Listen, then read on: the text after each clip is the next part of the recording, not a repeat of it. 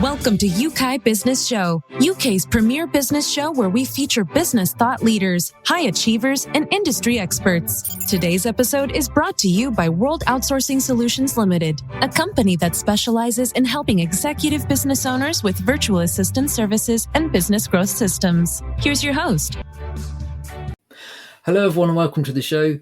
I'm Trevor Stockwell and today my guest is Casey Gray. Now Casey has almost 2 decades of experience within the construction industry. He's the founder of The Conscious Builder, which is a sustainable building company, and he also hosts a podcast and has an online course hub that helps builders create better businesses. He has over 10 years experience running, owning and growing multiple businesses. So he's learned a lot and he's here to share some of his insights with us. So welcome to the show, Casey Gray. Thanks for joining us. Thanks so much for having me here, Trevor. It's great to have the opportunity to chat with you. I'm kind of intrigued. We'll get into the conscious building side of things in a moment, but maybe just as a start, who is Casey? How have you got to where you are now? Big question, I know. But yeah. It's an ever-changing path, right, on this journey of life. I guess quickly, I have 4 brothers and 2 sisters, but they're all half, so I'll let that one sit. People can figure out how that works. It's more of a family shrub. We grow sideways. But all that being said, I grew up with a great deal of experience because at one house I was the baby. I was the youngest by almost 9 years, and at the other house I was the oldest. So I had 2 younger siblings, and I would go back and forth between the 2 houses. My parents were divorced and remarried, and they were close enough where, for the most part of my childhood, I could bike from house to house whenever I wanted, sort of thing. So it was great that way. So I'm not saying I had a terrible childhood or anything. It was really interesting. I think that really played a big part in who I've become to be throughout life, because we are an expression of all of our life experiences, right? Yeah. And it's been great. Everyone gets along for the most part. And it ultimately led me, obviously in high school, I didn't have any close siblings because of the age difference in going through school. We were close as a family. But in high school, ultimately, construction was my best class. And that's what I decided to pursue after high school. I just said, why not? I went through high school most of high school thinking I was going to become an engineer because I knew I wanted to build stuff, but I didn't really know what that meant. They started pushing trades in grade 11 for when I was in grade 11. So I made that decision. My mom supported it. And once I was done grade 12, I went right into finding a construction company, worked for them for almost 7 years. And great company, learned a ton, and then went off on my own. I was always doing side jobs, and I learned all the world of business, kind of the school of hard knocks way, and made lots of mistakes, lost lots of money, but made a lot of friends along the way and had a lot of fun, and ultimately brought me to where we are today. And there's a lot of things that happened in between there, which I'm sure we'll get into, but it's not a smooth ride, that's for sure, but I wouldn't change anything for the world. Yeah. No, that's really good. So literally while you were still in sort of school, college, you knew that construction was kind of what brought you alive. Yeah, like that was just looking at grades in high school. Like that was the one class I actually enjoyed going to. And I think I went into the final exam. I don't even remember what the exam was, but I think I went into the exam with like 95% and came out with 97% after the exam. So that was obviously where my strength was and where my interest was. Mm-hmm. And there's other classes that I was doing, and like physics, for example, I retook because I needed a better mark. And my brother, who's actually a partner now in the Conscious Builder, he was actually helping me with physics throughout school. But now I'm like, all right, you do all the math for the Conscious Builder, right? And he loves all this stuff, right? So we know what our strengths are, and it's great because we have that respect for each other and we can build off each other from there. But I knew what I was good at, and I think that's one of the business lessons I've learned is we need stronger strengths, not stronger weaknesses. So we need to focus on what our strengths are and find people who can fill the voids where our weaknesses are, instead of trying to do it all ourselves. Yeah. And that's a key lesson, really, particularly if you've got sole traders, you've got people with small businesses. They're trying to do everything themselves, partly because finance, as much as anything, or they want to feel like they're in control of it. So they're doing things that aren't really in their strength zone, which is why they're frustrated and heading towards burnout, amongst a few other things. Not everyone, but it's a challenge. Particularly as an entrepreneur. And you've got school was actually brought us up to be employees, right? Not employers, right? Yeah. So we have to almost forget a lot of the stuff that we learned in school, right? You're not supposed to ask for help. You got to do it on your own, right? And cheating, it was considered cheating if you were getting somebody else to help you with your work, but that's what you need to do as a business owner. Yeah. It also takes a bit of humility as well, doesn't it? To actually admit, I just can't do it all. I'm not good at everything. I think, there needs to be a shift in perspective for all of us at some point of, why don't we just focus as much as we can on the stuff that we're good at, that actually, makes us want to get up in the morning and head to the office or wherever we do our work. And get other people, as you say, to do the areas that we're not so good at, or we just don't want to spend time on. I think building towards you getting to that place is the ideal for any business owner. So, that makes a lot of sense. How, just on that kind of vein, how would you help people discover their strengths? Because I know you help builders, you help business owners kind of focus on what they're good at. What would be how would you help people take maybe the first few steps, or if they're listening and thinking, I really need to stop and evaluate where I am, how would you help them do that? I guess there's a couple ways you can do that, but I'm a big advocate for just taking action. I'm somewhat of the, act first, kind of think later sort of thing, or, say yes and figure it out later, which has bit me in behind, but I think it's helped me more than it has hurt me. Yeah. And what happens is when you say yes, when you go out and you try things, you realize what you like and what you don't like, because you can obviously look at what you're doing right now, and you can make a list and you can say, okay, what are all the things that I do, and what do I enjoy doing, and what makes me the most money, and do all those lists and go through those things. But what if you like something that you haven't tried yet, right?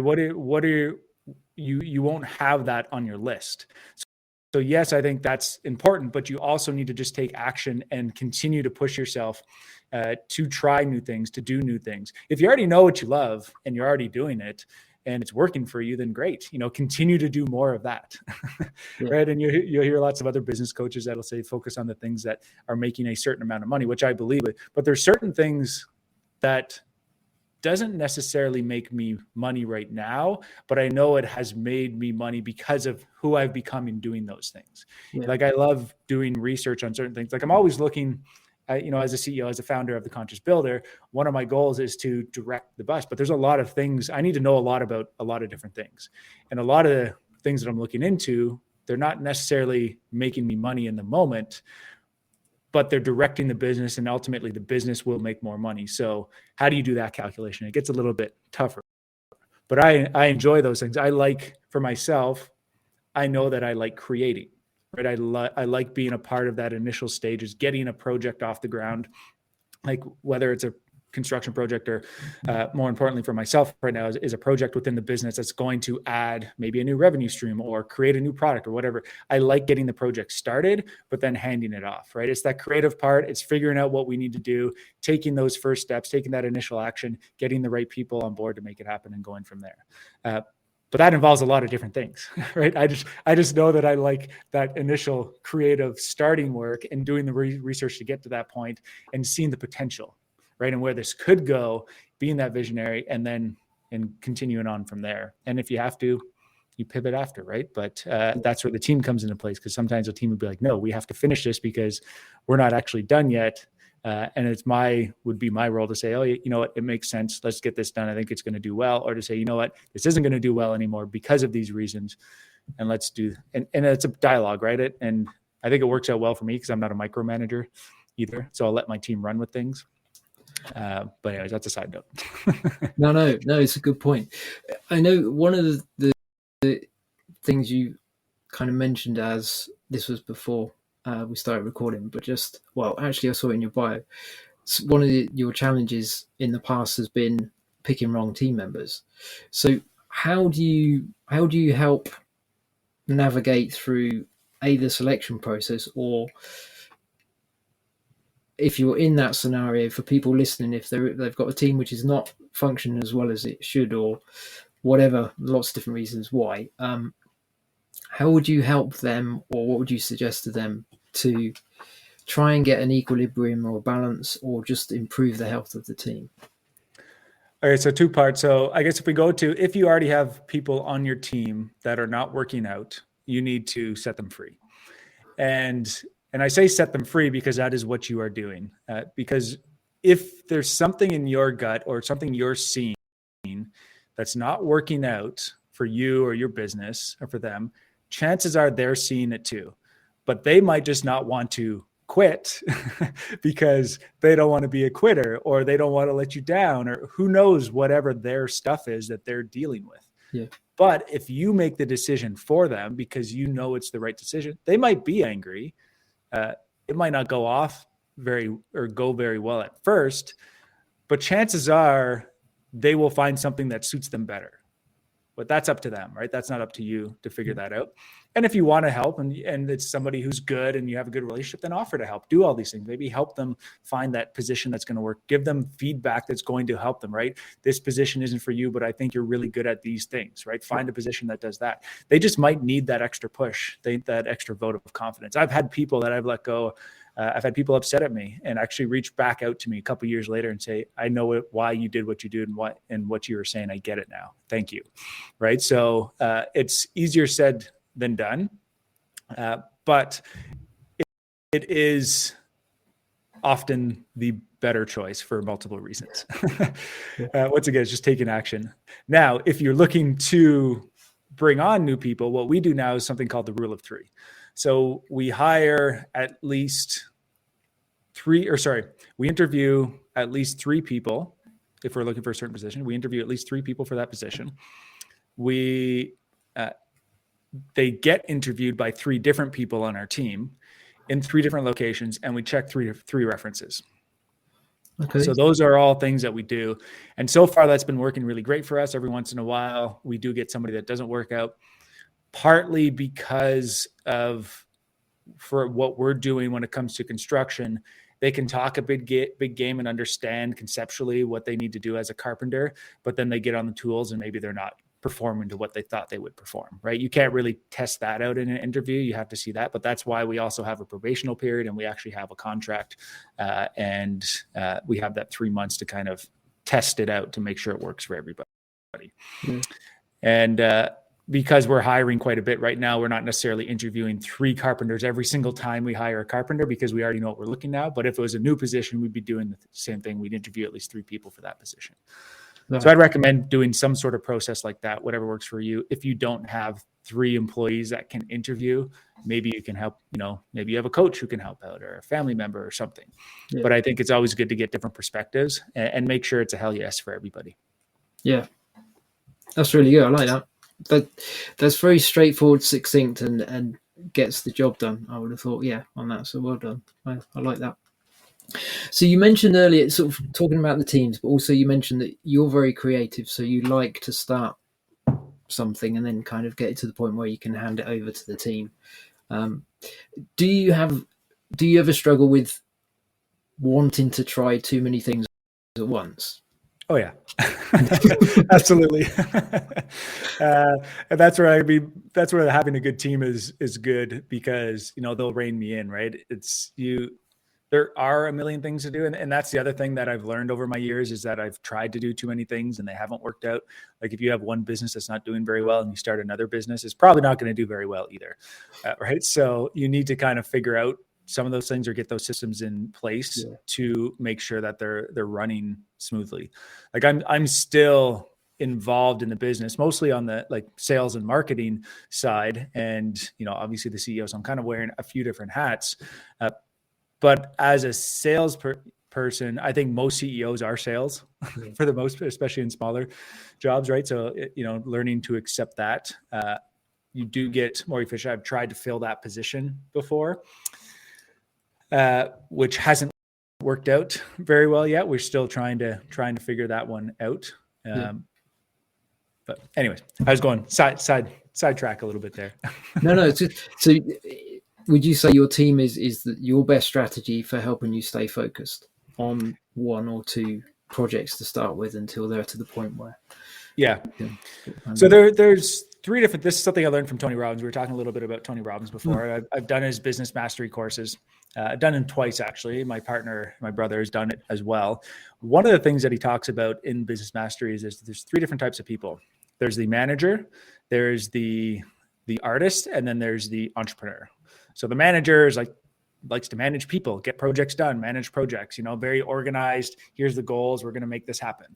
The artist just likes to create, they're always kind of out there making something, trying to get it out there. And most of them are entrepreneurs to some extent, but they're just kind of creating stuff, and they might bounce around a little bit. And most people who start businesses are artists. They're good at their craft, so they want to go out and do it on their own. They don't want to have a boss, right? And I realize that I'm that artist as well.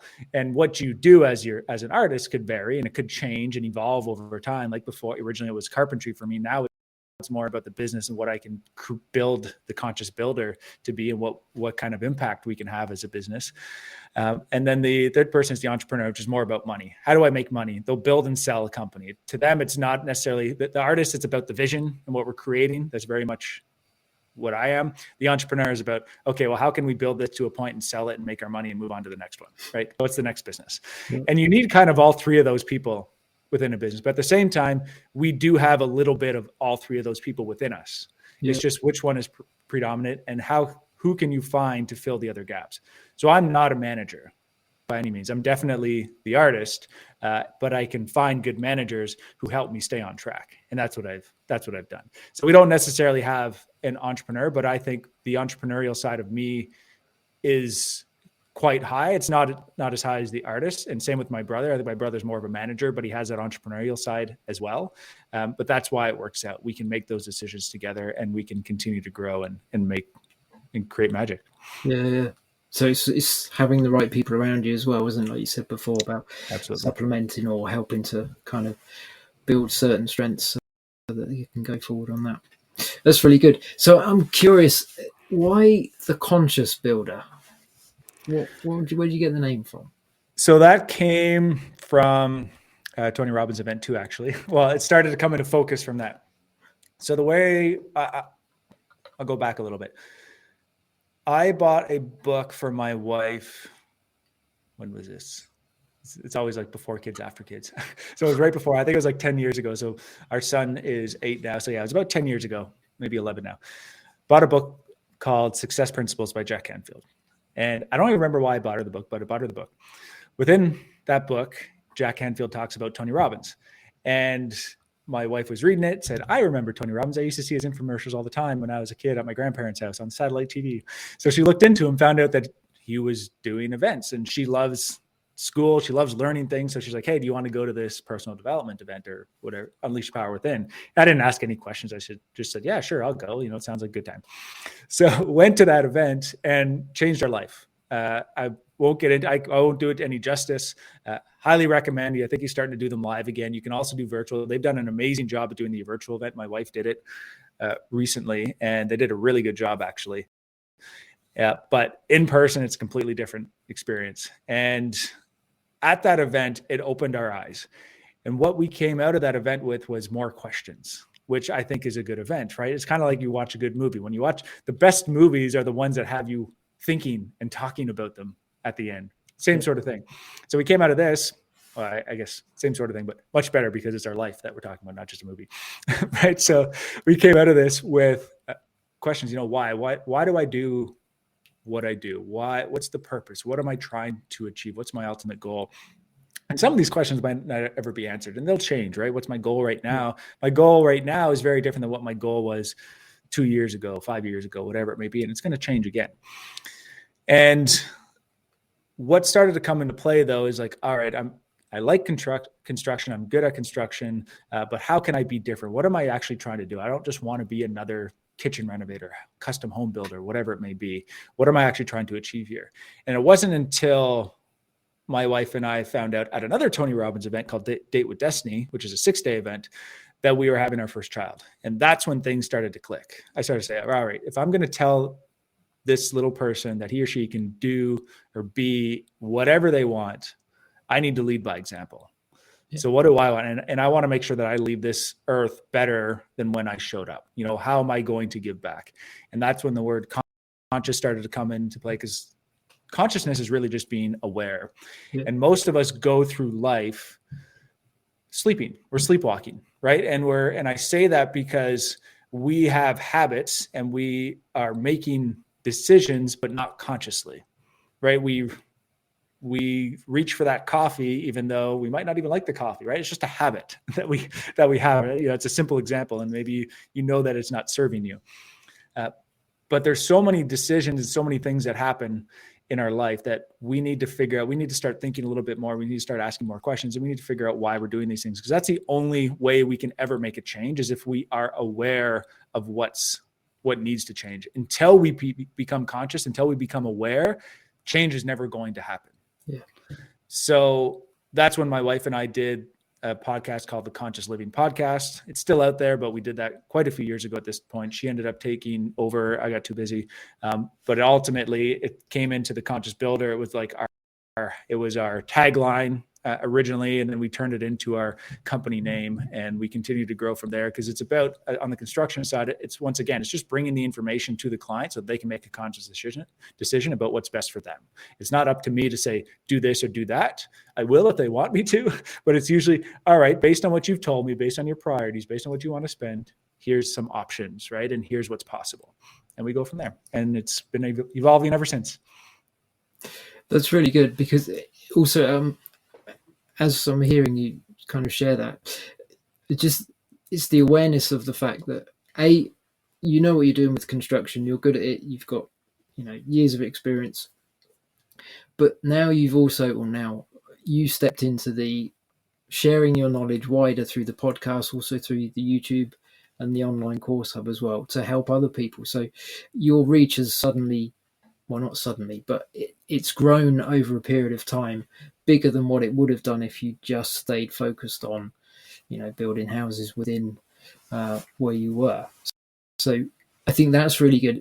It's almost like the outworking that you've grown as a person, and therefore your reach and your influence has grown, and you're able to share your skills and help a lot more people, which is key. Absolutely. So yeah, that's really good. And it goes back to the importance of, what is your motivation, isn't it? For everybody listening, everyone got into business for something. Is that still the driving force, or has other things got in the way? Has suddenly, the profit side of things taken advantage, or got you distracted from, actually, I really want to make a difference? And if maybe it doesn't bring me quite as much money as going down this other path, if you actually feel more fulfilled and you actually feel like you're giving back, you're making the world a better place, then yeah, that's definitely the route to take, isn't it? That's what I think. Yeah. I think if we link with what you touched on before about finding our strengths, pursuing those, staying focused on those sort of things, we feel more fulfilled. We also have a better influence on other people as well, I think. And I think, the finance, the riches, whatever you would deem success from that perspective, is almost the byproduct. Yes, it's nice to have both. Definitely nice to have both. You can do a lot more if you've got more money. You can grow the business and reach more people, etc., etc. But it's really good. The fundamental thing is, what are your strengths? How are you motivated? And are you following those motivations, or have you got distracted into something else? These are good life lessons. Really good life lessons. So 2 things on that. So first of all, like the success of a business is tied to the mindset of the leader, right? So if there's any bottlenecks, it's not typically because of the business, it's because of whatever mindset the leader is bringing to the table. And that's why investing in yourself is the best investment that you could ever make. Yeah. For any business. So if you want your business to do better, work on yourself at the end of the day. But remember to take action, right? Just doing all these courses and whatever you find online, it's easy to get just pulled into all these courses and not actually do anything with the knowledge. Yeah. That's why it's so important. Like I haven't done too much in the last couple of years, because I got to a point where I told my wife, I'm like, I know what I need to know right now. It's not that I'm not going to say that I know everything, but it's like, I have people that I can reach out to if I have questions, but I just need to start taking action. I know what I need to do right now. So I'm good for the next little while. And it'll come to a point where I'm like, all right, now I'm ready to bring it to the next level. Now I need somebody to, a coach, a group, whatever, to get me to that next level. And I'm at that point now. So I'm looking again, because I'm like, all right, I've done everything I could. I know that I'm ready to go to the next level. What do I need? Who do I need to surround myself with? And we'll go from there. So I've started having calls with people, reaching out to people. I have a call with a group next week that could turn into something great. So that's what it comes down to. It's never just all or nothing. It's kind of going back and forth between what you need. Yeah. Second thing on that was on the money and profit. Obviously, as a business, it's our duty to make profit. If you don't make a profit, then you're just doing yourself, your customers, your employees a disservice, right? The whole point is to stay in business, is to create a good life for you and your family and your employees. And if you're not making money, then go work for somebody else who's willing to do it, sort of thing, right? To be blunt. But on that same front, it's never about the money per se. It's about what the money represents, what you can do with that money. What does the money buy you, essentially, right? Because we're just trading the money for something else. Yeah. That's what we need to connect with. And that's usually what will get us more excited about making a profit and not feel guilty about making a profit. Because it's so easy to feel like, oh, I could have charged less, right? But you're not really serving anybody when you do that. Yeah. Yeah. And people don't necessarily value it if it's, set at a certain price point. If they purchase it, they're not going to invest their time and really get the benefit from them. So it's like, it's not serving them either, is it? So exactly. Makes a lot of sense. Yeah. No, totally agree with all of that. We're almost sort of at the end of our conversation for today, but where would people go for people maybe listening that they're interested in construction, they're in construction business, they have their interest? I guess the YouTube channel, as you said, is kind of focused, or the podcast as well, on that side of it, that target audience. But how could people sort of touch base with you just to find out what you're doing, stay in touch, find out if what you're offering is actually something that they want to go to, like the courses and stuff? Just head to the website, is that? Yeah, there's a couple different places. Like if you go online and search the Conscious Builder, it will pop up everywhere. Now, if you want to reach out to me directly for some reason, you can just go to caseygray.com. I do have a personal website there that will have all the links to these other things as well. If you are a contractor, though, I highly recommend you go to consciousbuilderacademy.com. That's where we're putting out a lot of courses. We do have some free content, but we have paid courses and some good deals on stuff right now. And I'm coming out with a passive house, high performance home building course in the next couple months. We're working on that right now. So we're going to start to we're going to offer a pre-launch price to people. So you'd have to sign up to stay up to date on that. We have a group that we're creating too that anybody will be able to join for free. That's going to be really exciting. So that's all through consciousbuilderacademy.com. And yeah, like I said, like you already mentioned, you'll find us on YouTube and lots of great stuff there. If you just want to see what we're doing, how we build over here is different than the UK, but the principles are the same, right? Business principles are the same. The building science is the same. We're just using different materials. Yeah. A lot of, everything you shared today works in every country, doesn't it? It really does. Life principles that then we apply if we decide to take action, which is always a good thing to do. Yeah, definitely. We've got quite a few listeners in Canada as well. So yeah, there may well be people that reach out directly to you when they hear it as well. All good stuff. I knew it'd be interesting chatting with you. Maybe just as we wrap this up. So Conscious Builder, are they sort of the construction projects that you do, they're environmentally friendly? Are they sustainable? Or what is that all wrapped up into sort of what you're passionate about? Yeah, the people who reach out to us are looking to build healthy, comfortable, efficient homes. What we do though is custom, so it's going to vary, right? It's you know what one person decides to do for their project isn't necessarily going to be the same thing that another person decides to do. We do work through the options, and because we work on so many different, there's no home that's the same. There's usually multiple ways to accomplish it, but it's all about lining up their priorities with the amount of money that the client wants to spend at the end of the day. And that's going to be a bunch of different ways. And there's a lot of factors involved with that. So, but at the end of the day, it is built beyond building code to standards. Usually around here has been the net zero or net zero ready standard, which is a newer standard. And in terms of materials, in terms of sustainable materials or healthier products, it really comes down to the client and what they want to choose. But we've done projects where we have to get like no VOC products throughout the entire home.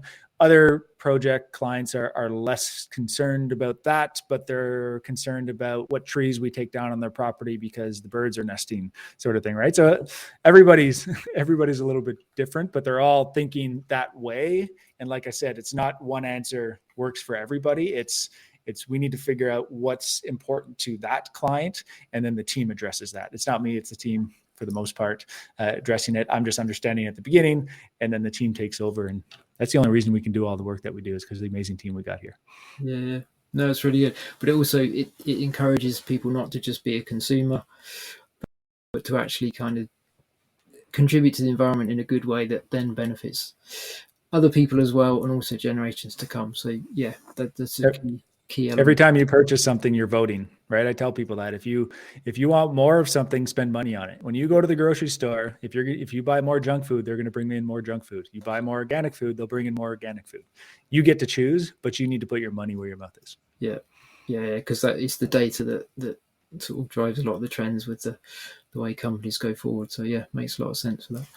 Thank you for everything that you shared. It's been a nice mix of kind of the real life stuff, how you sort of progress, how you grow, how you reach people, actions that we need to take to stay focused, to make sure that we are working in our strengths. It's been a really good discussion, and lots of different ways you're helping people as well. So well done. Thank you for sharing your time with us today. It's been really good to chat. Thank you for having me. No, it's been brilliant. And for everybody listening, as we said, take stock of where you are. We've just had a good conversation, covered lots of different things. What's the one or two things that kind of pricked you a bit or resonated with you as to, actually, you've got me thinking now, I need to ask myself some questions about this, about this, about this. Take a few moments just to jot down those questions.